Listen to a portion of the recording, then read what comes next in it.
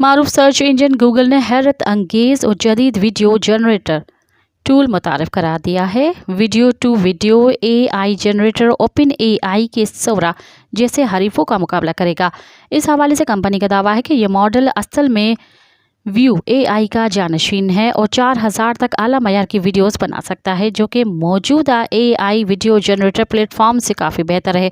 Company की जानिब से इस टूल की अहम खसूसियात और दावे बयान किए गए हैं, जिसके लिए गूगल का दावा है कि व्यू 2 मीटा मूवी जर्नल और सोरा टर्बो जैसे मॉडल से ज़्यादा लोगों को पसंद आया है। ये मॉडल जानवरों, खानों और इंसानों की 8 सेकंड के इंतहाई हकीकत पसंदाना वीडियोस तख्लीक कर सकता है।